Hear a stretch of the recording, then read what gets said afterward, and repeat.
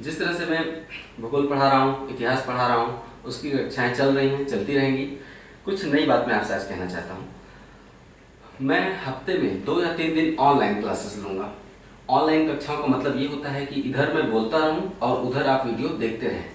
उदाहरण के लिए, अगर मैं रात को 9 बजे वीडियो प्रारंभ करता हूँ, ऑनलाइन वीडियो रात के 9 बजे, तो आपको रात के 9 बजे ही वीडियो दिखने प्रारंभ कर देंगे। यानी उस वीडियो पे अगर आप कमेंट करते हैं तो कमेंट मुझे दिखाई देंगे, मैं आपके क्वेरी कमेंट्स को पढ़ सकता हूं और ऑनलाइन आपको उत्तर दे सकता हूं। आप समझ के मैं क्या कह रहा हूं? तो ये योजना इसलिए नहीं है कि मैं आपको पढ़ाऊंगा। ऑनलाइन वीडियो में मैं इस तरह से पढ़ाऊंगा नहीं, वो पढ़ाने के लिए नहीं है। कोचिंग संस्थान इसलिए महत्वपूर्ण होते हैं क्योंकि वहां पे आप न केवल पढ़ते हैं बल्कि आपके सवालों के जवाब भी दिए जाते हैं। संतुष्टि संतुष्टि बहुत बड़ी चीज होती है। तो आपकी संतुष्टि में एक कमी ये हो सकती है कि मैं पढ़ा तो रहा हूं लेकिन तत्काल ऑन द पॉइंट आपके प्रश्नों का उत्तर दे सकूं। अगर ऐसा हो गया तो मुझे लगता है कि आपकी जिज्ञासा को थोड़ा सा ज्यादा शांत कर सकूंगा, है ना? तो पहला ऑनलाइन वीडियो कल होगा रात को 10 बजे। समय को मैं आपकी सुविधा हिसाब से चेंज कर सकता हूं बाद में। पहले वीडियो में ये देखूंगा कि आपको सुविधा है या नहीं। कहीं ऐसा तो नहीं कि रात के 10 बजे ज़्यादातर लोग सो जा रहे हैं, तो मैं आपकी सुविधा के हिसाब से समय चेंज कर सकता हूँ। तो कल पहला ऑनलाइन वीडियो रात के 10 बजे होगा। रात 10 से 10:30 तक लगातार, यानी 10:30 तक मैं लगातार ऑनलाइन हूँगा और आपकी क्वेरी को पढ़ सकूँगा। आप कमेंट करिएगा, मैं उस पर आपके जवाब दे सकूँगा। उस पर आपके प्रश्न कैसे होंगे? ज़्यादातर प्रश्न आपकी समस्याओं से संबंधित होने चाहिए, अध्ययन संबंधी समस्याओं से। जैसे कि कोई परीक्षा में कितने चरण होते हैं, है ना? फॉर्म कब आता है, प्रीलिम में कितने चरण होते हैं, मेंस में कितने चरण होते हैं, या और भी बहुत सी परेशानियां होती हैं लोगों की। आपके पास जो भी क्वेरी है, अगर उसका उत्तर देने लायक होगा तो मैं जरूर दूंगा।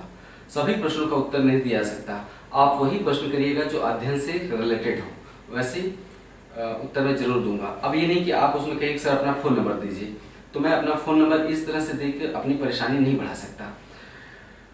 ऐसा इसलिए क्योंकि यहाँ पे फ़ोन नंबर देने का मतलब है कि मेरी एक दूसरी नौकरी लग जाएगी। कैसा? फ़ोन रिसीव करने वाला। फिर मैं सुबह से शाम तक फ़ोन रिसीव करूँगा, फिर पढ़ाऊँगा कब? फिर आप कहेंगे कि सर फ़ोन रिसीव करते हैं लेकिन पढ़ाते नहीं हैं। तो पढ़ाना भी ज़रूरी है। मैं एक नौकरी करता हूँ, फ़ोन रिसीव करने से पहले सरकारी नौकरी वो भी करना है। तो फ़ोन नंबर सबको देने का मतलब है कि संभव ही नहीं है। हजारों लोगों में मोबाइल नंबर, आप ही के मोबाइल नंबर में हजारों लोगों में वितरित कर दें और आपको 1000 लोग कॉल करेंगे, आपको कैसा लगेगा बताइए? हो सकता है 1-2 दिन अच्छा लगे, आपको लगेगा कि वाह मैं कितना बड़ा स्टार हो गया हूँ, लेकिन वास्तव में ये सब चीज़ें परेशानी का सबब बन जाती हैं धीरे धीरे। तो ऑनलाइन रहूँगा, तो हफ्ते में रोज नहीं रहूँगा। मैं हर ऑनलाइन वीडियो के लास्ट में बता दूंगा कि अगली बार मैं कब ऑनलाइन दिखूंगा। इससे आप मेरे और नज़दीक आ सकते हैं। आप अपने कमरे में बैठकर मुझसे हर वो चीज़ जान सकते हैं जो अध्ययन से रिलेटेड है और पढ़ाई में बाधक बन रहा है। ओके, आइए आज की इस क्लास से स्टार्ट करते हैं। भारत में सिंचाई, हमने भारत में बहुउद्देशीय परियोजनाएं पढ़ाई, भारत में जल संसाधन पढ़ाया, जल संसाधन।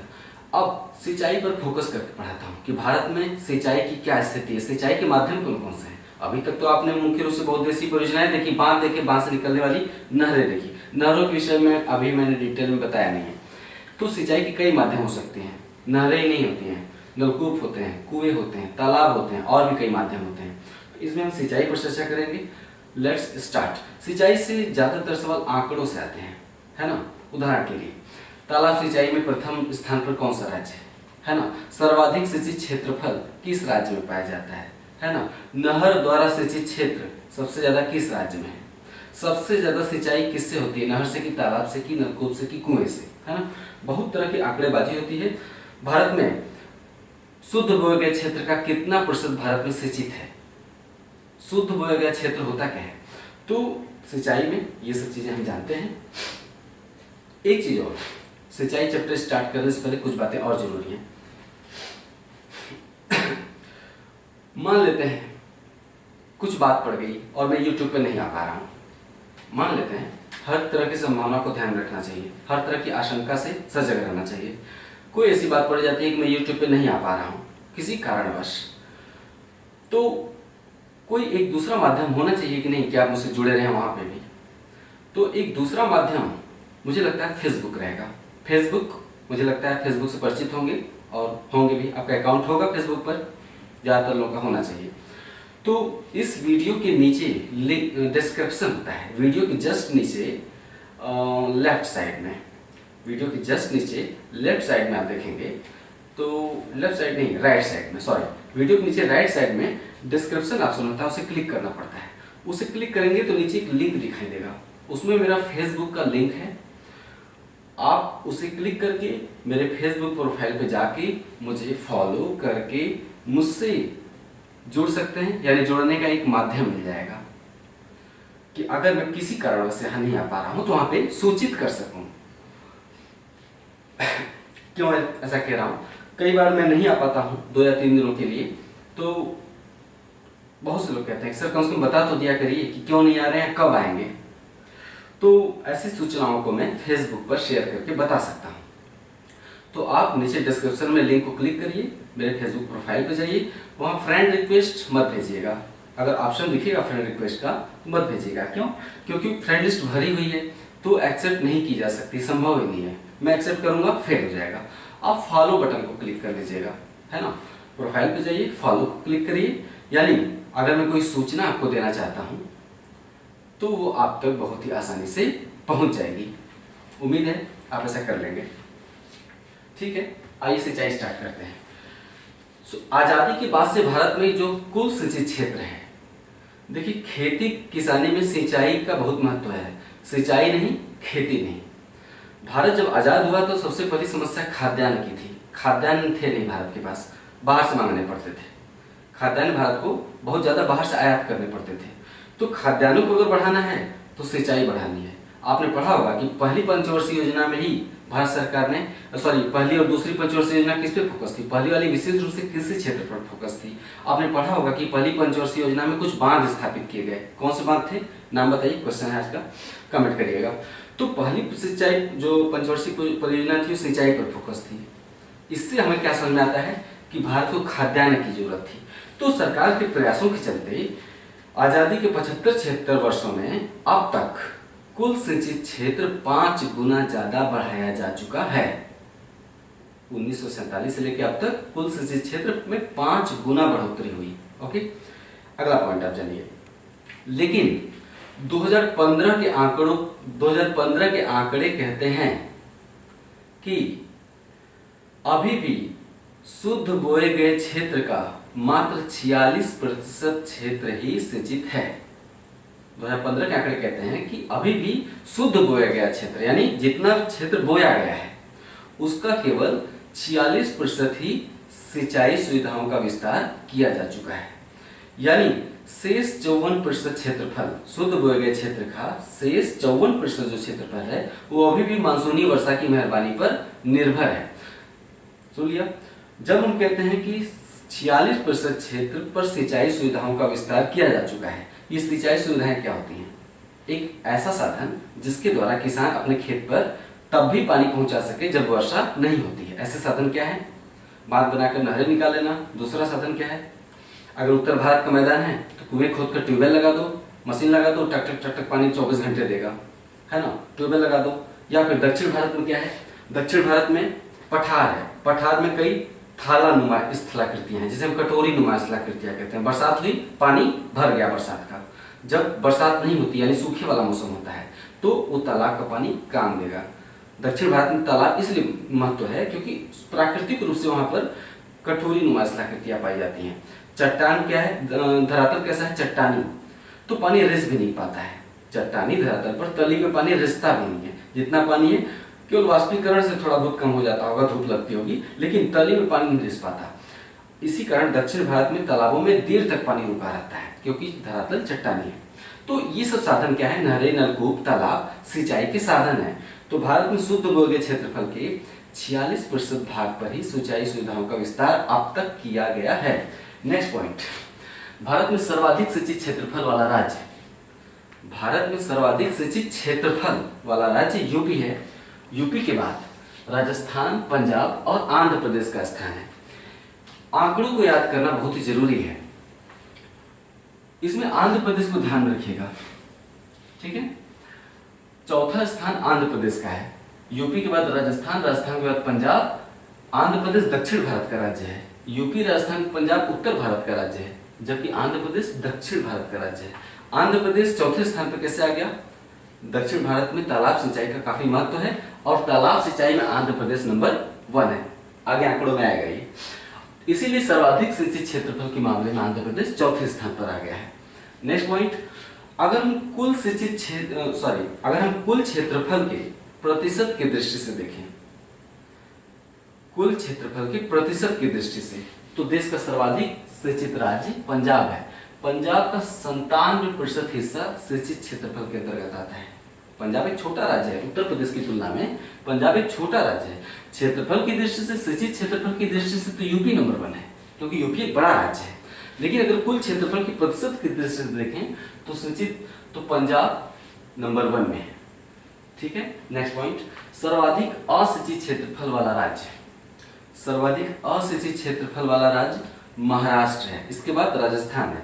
अगर ये सवाल आपसे एग्जाम में पूछा जाएगा तो आप फटाक से राजस्थान पे टिक कर देंगे। यहाँ पे सावधान रहिएगा, सर्वाधिक असिंचित क्षेत्रफल वाला राज्य राजस्थान नहीं, महाराष्ट्र है। राजस्थान दूसरे स्थान पर है।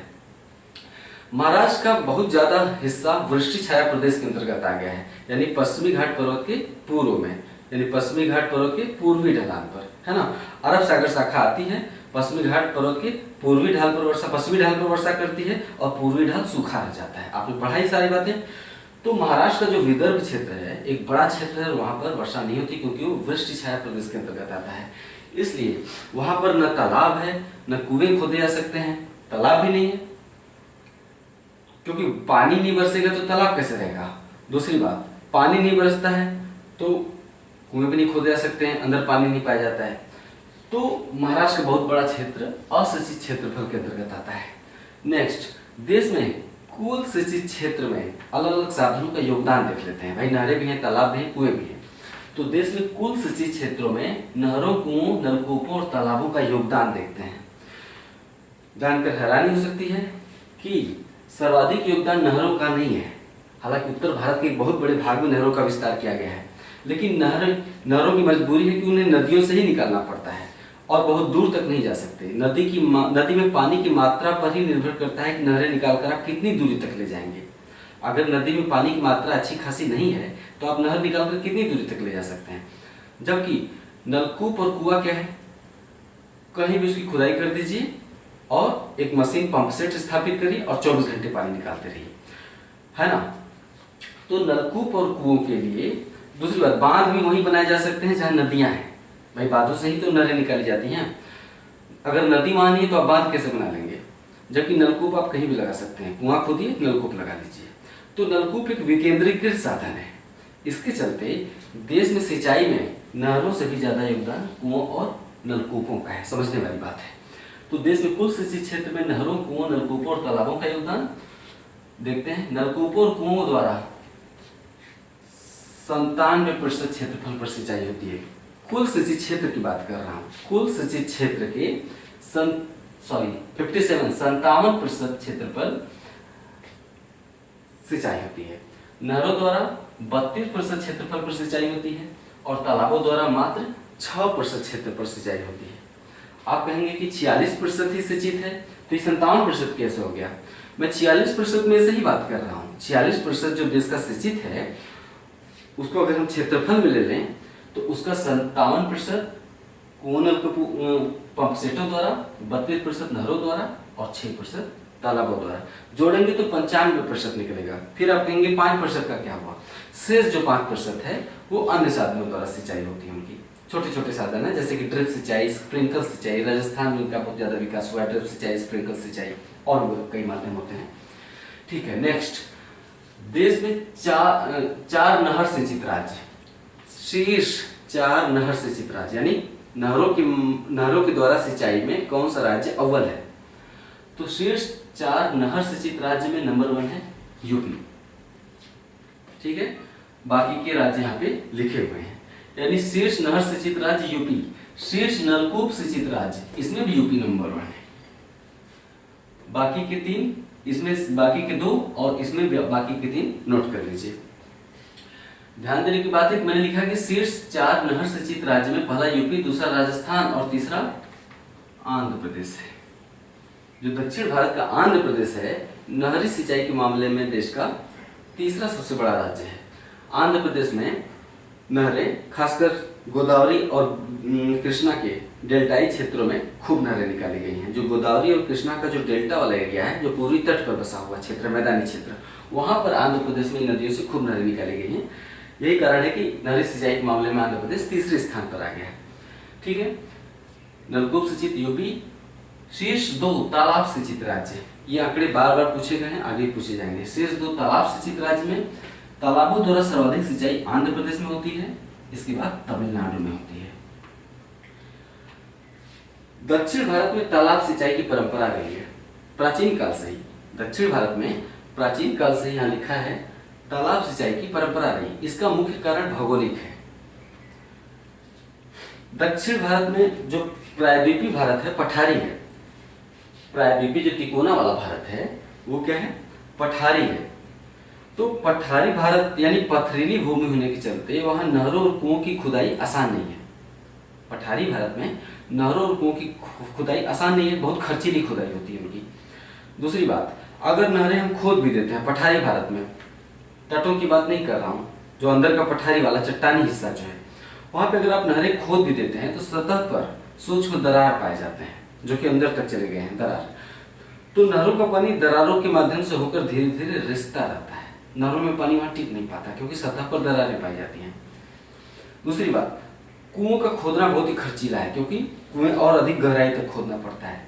तीसरी बात, नहरें अगर आप निकाल भी लें किसी तरह से तो फायदा क्या, क्योंकि दक्षिण भारत की नदियां ज्यादातर मौसमी हैं। मानसून काल में तो खूब पानी रहता है, मानसून काल बीतते ही पानी बहुत ही कम हो जाता है। क्यों? क्योंकि धरातल चट्टानी है, मिट्टी पानी सोख नहीं पाती, सारा का सारा पानी चट्टानी संरचना पर बहकर चला जाता है नदियों में। जबकि उत्तर भारत में क्या है, नदियां मैदानी क्षेत्र से बह रही हैं, मिट्टी मुलायम है, पानी सोख कर रखती है, जिससे पानी जल्दी गायब नहीं हो पाता। जबकि दक्षिण भारत में क्या है, भूमि पथरीली होने के चलते सारा पानी बहुत स्पीड से बहकर चला जाता है बंगाल की खाड़ी में। तो जब वर्षा नहीं होती तो पानी बहुत घट जाता है। तो ऐसे कम पानी वाली नदी से नहरें निकालने से बहुत ज्यादा फायदा नहीं मिलने वाला है। तो ये सभी कारणों से दक्षिण भारत में तालाब द्वारा सिंचाई महत्वपूर्ण माना गया है। एक और कारण है, दक्षिण भारत में अनेक कटोरी नुमा स्थलाकृतियां पाई जाती हैं। कटोरी मतलब कटोरी के आकार का नहीं, बहुत बड़ा बड़ा झील के आकार का एकदम बड़े बड़े थाले पाए जाते हैं। आप जाएंगे घूमने तो जो सिकंदराबाद है ना, आंध्र प्रदेश की राजधानी क्या है, हैदराबाद। हैदराबाद के बगल में एक रेलवे स्टेशन है, जैसे बनारस के बगल में मुगल सराय है। बनारस के बगल में मुख्य जंक्शन क्या है, मुगल सराय है। उसी तरह से मुगल सराय का विकास किस लिए हुआ है, रेलवे स्टेशन के चलते। उसी तरह से आंध्र प्रदेश की राजधानी हैदराबाद के 20-25 किलोमीटर की दूरी पर सिकंदराबाद है। सिकंदराबाद का महत्व उतना ही जितना मुगल सराय का है। वहां पर अगर रेलवे स्टेशन नहीं होता तो सिकंदराबाद का विकास नहीं होता। तो सिकंदराबाद जो है ऐसे ही थाले में बसा हुआ है, कटोरी नुमा स्थलाकृति में बसा हुआ है सिकंदराबाद। तो ऐसे थाले नुमा स्थलाकृतियों के चलते जब बरसात होती है तो उनमें जगह जगह खूब पानी भर जाता है। भूमि पथरीली है, पानी भूमि में रिसकर गायब नहीं हो पाता क्योंकि भूमि पथरीली है। लंबे समय तक उन तालाबों में पानी बना रहता है। तमिलनाडु में, आंध्र प्रदेश में, कर्नाटक में ऐसे कटोरी नुमा स्थलाकृतियां पाई जाती हैं। इस कारण से भी दक्षिण भारत में तालाब सिंचाई की एक परंपरा हो गई है। तो समझ में आया? हम थोड़ी देर पहले बताया भी कि आंध्र प्रदेश तालाब सिंचाई में नंबर 1 है और तमिलनाडु दूसरे स्थान पर है। नेक्स्ट, योजना आयोग ने सिंचाई परियोजनाओं को, देश में सिंचाई परियोजनाओं को 3 भागों में बांटा है। वृहद सिंचाई परियोजनाएं, मध्यम सिंचाई परियोजनाएं और लघु सिंचाई परियोजनाएं। वृहद सिंचाई परियोजनाओं में 10,000 हेक्टेयर से अधिक क्षेत्र को सिंचित करने वाली परियोजनाओं को शामिल किया जाता है। ऐसी सिंचाई परियोजनाएं जो 10,000 हेक्टेयर से अधिक क्षेत्र को सिंचित करती हैं उन्हें वृहद सिंचाई परियोजनाओं में शामिल किया जाता है। उदाहरण के लिए देश के सभी बड़े बांध, भाखड़ा नंगल बांध है ना, बगलिहार परियोजना है ना, टिहरी परियोजना, तो ये जो बड़ी बांध है, बड़े बांध, इनको हम बड़ी सिंचाई परियोजनाओं में शामिल करते हैं। साथ ही बड़े बांध और उनसे निकाली गई बड़ी नहरें, जैसे इंदिरा गांधी नहर किसमें आ जाएगी, वृहद सिंचाई परियोजना में आ जाएगी। शारदा नहर जो यूपी की है वो भी वृहद सिंचाई परियोजना में आ जाएगी। जो बड़े बांधों से निकाली गई बड़ी नहरें हैं वो वृहद सिंचाई परियोजना में आती हैं। मध्यम सिंचाई परियोजनाएं 2,000 हेक्टेयर से अधिक और 10,000 हेक्टेयर से कम, ध्यान रखिएगा, 2,000 हेक्टेयर से अधिक और 10,000 हेक्टेयर से कम क्षेत्र को सिंचित करने वाली परियोजनाएं मध्यम सिंचाई परियोजनाओं में शामिल की जाती हैं। उदाहरण के लिए जो छोटी नहरें होती हैं उन्हें हम मध्यम सिंचाई परियोजना में शामिल करते हैं। अगर आपसे सवाल पूछूं कि 10,000 हेक्टेयर क्षेत्र को सिंचित करने वाली परियोजना किस प्रकार की सिंचित परियोजना में शामिल की जाएगी, 10,000 हेक्टेयर क्षेत्र को, वो आपकी वृहद सिंचाई परियोजना में शामिल की जाएगी, क्योंकि इसमें लिखा है 2,000 हेक्टेयर से अधिक और 10,000 हेक्टेयर से कम। 10,000 हेक्टेयर से कम है तब मध्यम है। अगर 10,000 हेक्टेयर क्षेत्र को सिंचित करने वाली कोई परियोजना है तो चली जाएगी वृहद सिंचाई परियोजना में। थोड़ा सा इसे पढ़ते से सावधानी बरतिएगा, कभी पूछा गया है। नेक्स्ट, लघु सिंचाई परियोजनाएं 2,000 हेक्टेयर या उससे कम। यहाँ क्या लिखा है, 2,000 हेक्टेयर से अधिक, मध्यम वाले में लिखा है 2,000 हेक्टेयर से अधिक, लेकिन 2,000 हेक्टेयर या उससे कम क्षेत्र को सिंचित करने वाली परियोजना लघु सिंचाई परियोजना में शामिल की जाती है। लघु सिंचाई परियोजनाओं के अंतर्गत तालाब द्वारा सिंचाई, नलकूप यानी पंप सेट द्वारा सिंचाई, कुआं द्वारा सिंचाई है ना, ड्रिप सिंचाई, स्प्रिंकल सिंचाई, इन सिंचाई प्रणालियों को लघु सिंचाई परियोजनाओं में शामिल किया जाता है। यहाँ पर दिलचस्प बात यह है, आप सोच रहे होंगे कि देश में सबसे ज्यादा सिंचाई वृहद सिंचाई परियोजना द्वारा होती है, यानी बड़े बांधों द्वारा होती है। आप ऐसा ही सोच रहे होंगे कि देश में सबसे ज्यादा सिंचित क्षेत्रफल इसके अंतर्गत आते होंगे। नहीं, अगला फैक्ट लिखिए, देश में सर्वाधिक सिंचित क्षेत्रफल लघु सिंचाई परियोजनाओं के अंतर्गत आते हैं, यानी नलकूप, कुआं और तालाब द्वारा देश में सर्वाधिक क्षेत्रफल सिंचित हैं। समझ गए? ये हो गया भारत में सिंचाई। जो छोटे भटके हुए फैक्ट हैं मैंने बताया है कि जो मैं टेस्ट सीरीज आयोजित कर रहा हूँ, जल्दी उसमें तेजी लाऊंगा। बार बार मैं एक ही बात को दोहराना नहीं चाहूँगा, आप जानते हैं मैं क्या कहना चाहूँगा। जल्दी तेजी लाऊंगा तो टेस्ट सीरीज को भी मैं तेज कर दूंगा। छूटे हुए फैक्ट किसी अध्याय के आपको टेस्ट सीरीज में मिल जाएंगे, इसलिए अभी टेस्ट सीरीज स्लो जरूर है, लेकिन आपके एग्जाम में भी तो टाइम है, लगे रहिए। मैं टेस्ट सीरीज जब शुरू करूंगा तो एक श्रृंखला के रूप में शुरू करूंगा, डेली का डेली जो छूटे हुए सभी फैक्ट हैं, किसी एग्जाम में पूछे जा चुके हैं पिछले 10 वर्षों के प्रश्न पत्र में, वो भी किताबों में है, वो भी और कहीं नोट्स में होंगे, वो भी सभी छूटे हुए फैक्ट्स में टेस्ट सीरीज में शामिल कर लूंगा। इससे भी पता चलेगा कि आप कितनी शिद्दत के साथ पढ़ाई कर पा रहे हैं। तो ठीक है, मैं फिर से दोहराना चाहूँगा, वीडियो के नीचे डिस्क्रिप्शन में जाइए, उसमें मेरा फेसबुक प्रोफाइल का लिंक है, वहाँ जाके आप मुझे फेसबुक पर फॉलो कर सकते हैं। नमस्कार।